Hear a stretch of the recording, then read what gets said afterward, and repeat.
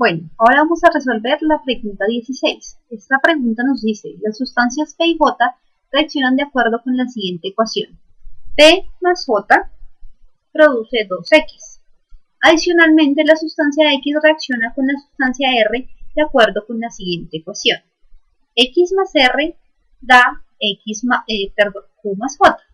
Químicamente, la sustancia R no reacciona con las sustancias P y J. En la siguiente tabla se presentan algunas características de las sustancias mencionadas. Todas las sustancias son líquidas a 20 grados centígrados. La siguiente tabla presenta las solubilidades del nitrato de sodio a diferentes temperaturas. Aquí está la tabla, podemos ver la temperatura y la solubilidad a esta temperatura.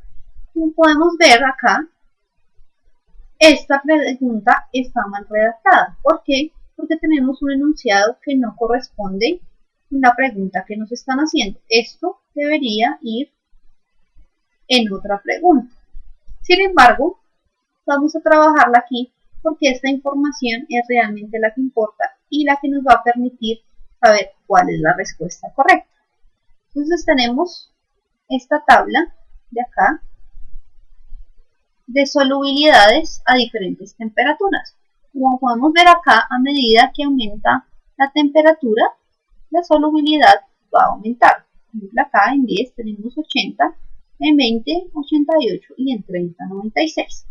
Ahora nos piden que hallemos la gráfica que representa correctamente los datos obtenidos en la tabla. Como ya dijimos, la solubilidad va a aumentar a medida que aumenta la temperatura. Por tanto, vamos a ver, por ejemplo, el gráfico A, que es incorrecto. ¿Por qué? Porque tenemos un pico aquí, lo cual indica que la solubilidad va aumentando hasta cierta temperatura y luego disminuye, lo cual no corresponde al comportamiento que se presenta en la tabla. Ahora el gráfico B. Vemos que la solubilidad va aumentando a medida que aumenta la temperatura. Esta sería nuestra respuesta correcta. De todas formas, vamos a observar los gráficos C y D. Y aquí podemos ver, por ejemplo, en el C, que también tenemos un pico, pero está al contrario del gráfico A, porque aquí la solubilidad empieza a disminuir hasta que llega a cierta temperatura y luego aumenta. Esto también no corresponde al comportamiento que ya habíamos enunciado anteriormente. Por último, el D. En el D tenemos que la solubilidad no presenta picos, pero sí disminuye a medida que aumenta la temperatura, lo cual no es congruente con el comportamiento que ya habíamos establecido. Entonces, en este caso, podemos concluir que la respuesta correcta es la B. Esta pregunta fue realmente una pregunta muy sencilla, a pesar del error que tenía en la redacción de la pregunta. Bueno, ahora podemos contestar la pregunta 17. Esta nos dice los cambios de estado de un material se pueden visualizar así. Tenemos aquí el sólido. Cuando pasa a líquido se llama fusión. Cuando el líquido pasa a sólido se llama solidificación. Aquí cuando el sólido pasa a gas se llama sublimación. Y cuando pasa el gas del gas a sólido se llama sublimación inversa. Cuando el gas pasa a líquido se llama condensación y cuando el líquido pasa a gas se llama evaporación. Aquí además tenemos este diagrama en el cual nos dice que es un diagrama de fase de una sustancia X. Aquí tenemos presión y temperatura y estas líneas de acá representan las líneas entre las diferentes fases. Acá tenemos la fase gaseosa, acá la líquida y aquí la sólida. Ahora nos preguntan que de acuerdo con el diagrama anterior, si la sustancia X pasa de las condiciones del punto 1 a las condiciones del punto 2, los cambios de estado que experimentan son. Bien, entonces lo que vamos a hacer es analizar el gráfico y mirar cuáles son los cambios de fase que se presentan. Entonces partimos de aquí, del punto 1 que tenemos acá, de este punto 1. Y vamos a desplazarnos hacia la izquierda hasta llegar al punto 2. Muy bien, cuando partimos del punto 1, el primer sitio donde llegamos del gráfico es a la línea entre la fase gaseosa y la fase líquida. Aquí tenemos un proceso de condensación. Muy bien. Ahora continuamos desplazándonos hacia la izquierda, en este caso aquí, y llegamos a la línea entre la fase líquida y sólida. Acá la sustancia va a pasar por un cambio de fase de líquido a sólido que se llama una solidificación. Aquí tenemos una solidificación. Y aquí con esto ya podemos hallar la respuesta correcta porque ya tenemos los dos cambios que se llevan a cabo desde el punto 1 hasta el punto 2. Entonces la respuesta correcta aquí es la C, porque ya sabemos que la sustancia pasa por una condensación y una solidificación. Muy bien, ya podemos pasar a la pregunta 18. En la pregunta 18 vemos el cambio de la presión en función de la temperatura. La presión la tenemos aquí en el eje Y y la temperatura en el eje X. Acá tenemos los puntos en donde se representan diferentes presiones y temperaturas. Vemos que la presión y temperatura en el punto 2 son mayores que en el punto 1. Ahora nos preguntan, de acuerdo con el diagrama anterior, si la sustancia L se encuentra en el punto 1 a temperatura 1 y presión 1 y se somete a un proceso a volumen constante que la ubica en el punto 2 a temperatura 2 y presión 2, es correcto afirmar que en el proceso A la temperatura se mantuvo constante, B aumentó la temperatura, C la presión se mantuvo constante o D disminuyó la presión. Aquí podemos ver el mismo gráfico que teníamos en el documento anterior y podemos ver que el proceso, dice acá, se lleva a cabo a volumen constante. Esto es importante. Bien, entonces el volumen no varía, pero vamos a pasar del punto 1 al punto 2. Aquí, ¿qué sucede?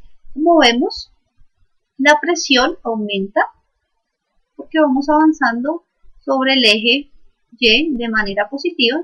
Y lo mismo pasa con la temperatura porque vamos aquí hacia la derecha aumentando la temperatura hasta llegar al punto 2. De esta manera podemos ver que tanto presión como temperatura son mayores en el punto 2. Ahora vamos a ver cuál de las respuestas que tenemos acá coincide con eso. La A nos dice la temperatura se mantuvo constante. Esto es falso porque ya vimos que la temperatura aumenta. La B aumentó la temperatura. Esto es verdadero porque como vemos acá la temperatura aumenta en el punto hasta llegar al punto 2.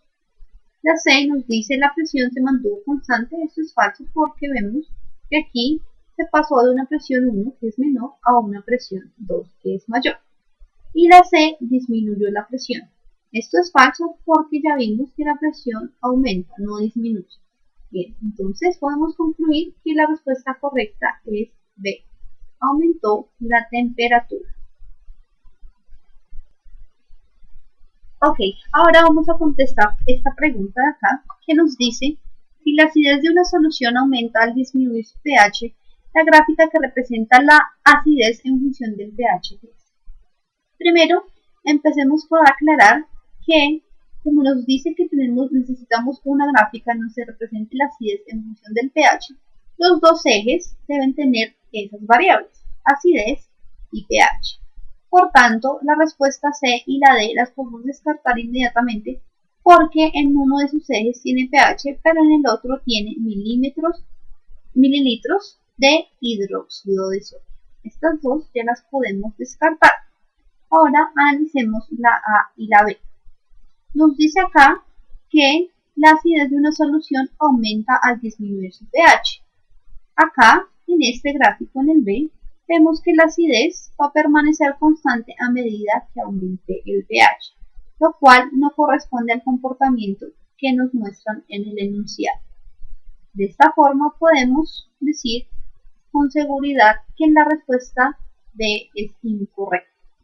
Eso nos deja con la respuesta A, que es la respuesta correcta, y podemos ver que efectivamente a medida que el pH aumenta, la acidez va disminuyendo. O como dice acá en el enunciado, a medida que la acidez de una solución aumenta, el pH va disminuyendo. Entonces la respuesta correcta es la A. Ya podemos pasar a la siguiente pregunta. La siguiente pregunta nos dice, un método para obtener hidrógeno es la reacción de algunos metales con el agua. El sodio y el potasio, por ejemplo, desplazan al hidrógeno del agua formando hidróxidos como el hidróxido de sodio o el hidróxido de potasio.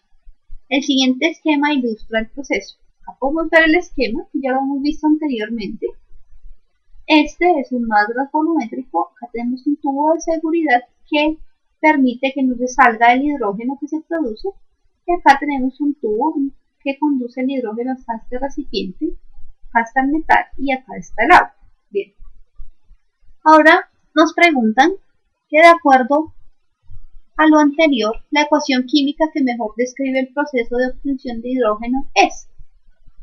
Obviamente aquí vamos a tener simplemente la ecuación con uno de los metales, no la vamos a tener con ambas, pero como sabemos que ocurre con uno de esos metales, ya podemos decir cuál es la ecuación correcta. Por ejemplo, esta.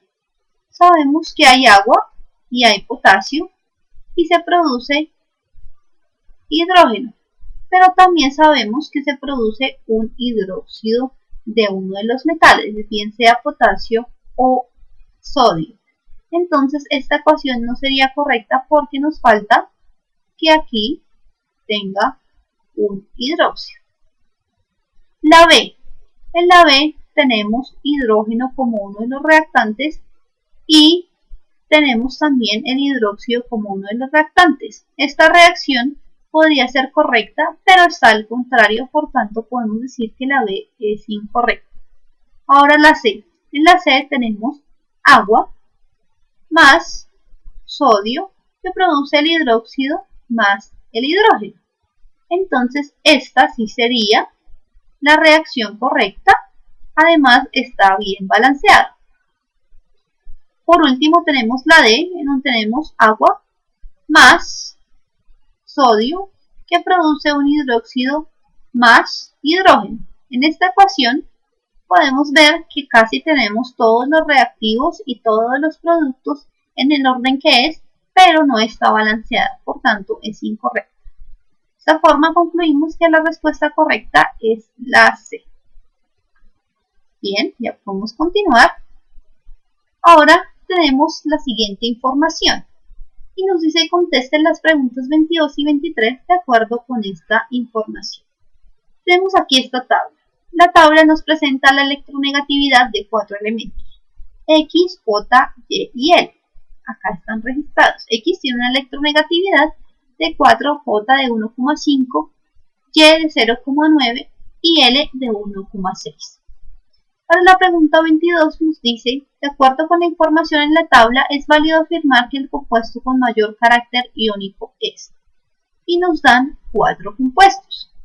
¿Cómo podemos hacer para saber cuál tiene mayor carácter iónico? Es sencillo. De acuerdo al criterio de Pauling, vamos a escribir acá, el compuesto que mayor tiene carácter iónico, entonces vamos a colocarlo acá, carácter iónico, es aquel compuesto que tenga una diferencia de electronegatividad entre sus átomos de 2,1 o mayor. Entonces vamos a colocarlo acá, es un delta o una diferencia de electronegatividades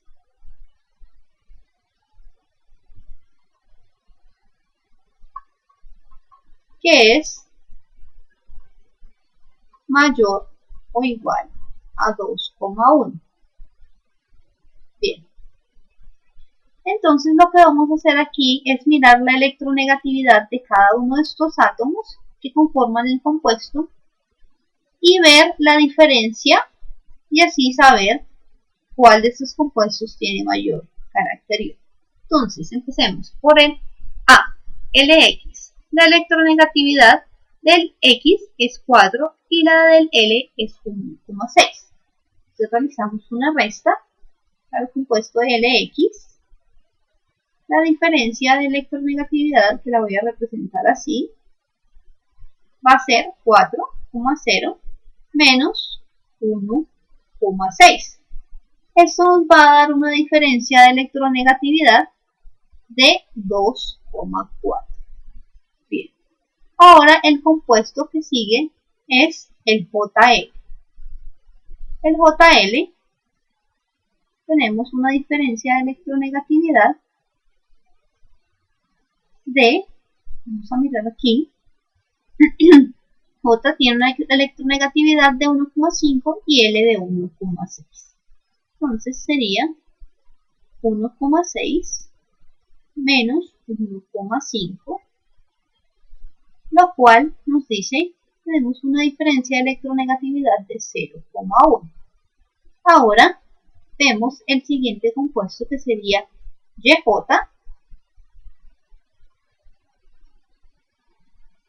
y este compuesto tiene una diferencia de electronegatividad de, vamos a mirar la electronegatividad de Y, que es 0,9.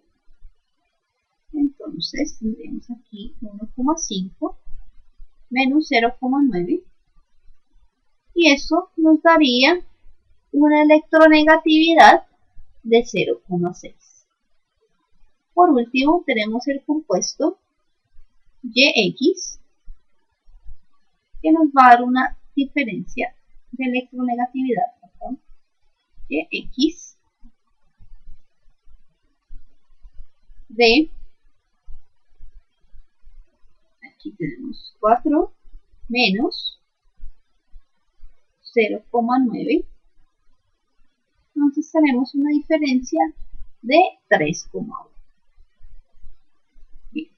De aquí podemos ver que los únicos compuestos que superan el criterio de Pauling, que es una diferencia de electronegatividad mayor a 2,1, son el LX y el YX. De esos dos, el que tiene una diferencia de electronegatividad mayor y por tanto un carácter iónico mayor es el compuesto YX.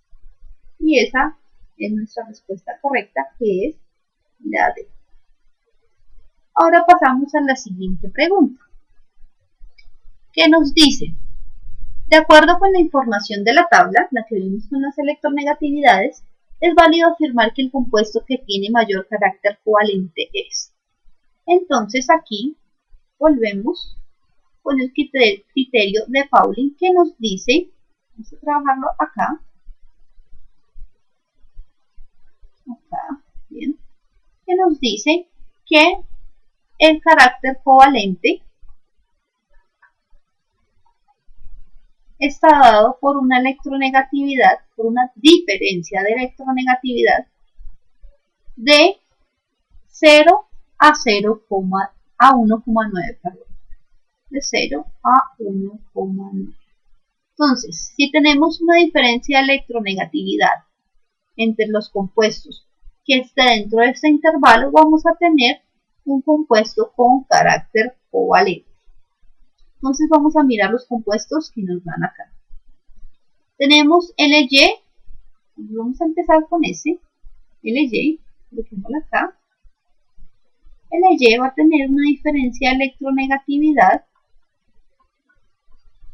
de, vamos a ver acá, de 0,7, vamos a escribirlo acá, 0,7. Bien, ahora el siguiente compuesto es JL, que va a tener una diferencia de electronegatividad, haciendo la resta, no sabemos ya, de 0,1. Luego, el otro compuesto, vamos a tener que es YX, ese valor ya lo teníamos, y la diferencia de electronegatividad va a ser de 3,1. Por último, tenemos el compuesto YJ, que tiene una diferencia de electronegatividad, YJ, de 0,6. Ahora, para saber cuál es el compuesto con mayor carácter covalente, vamos simplemente a mirar estos valores y ver cuál es el que más se acerca a 0, y así podemos saber cuál es el que tiene mayor carácter covalente. En este caso sería el JL porque tiene una diferencia de electronegatividad de 0,1. En este caso, la respuesta es la B.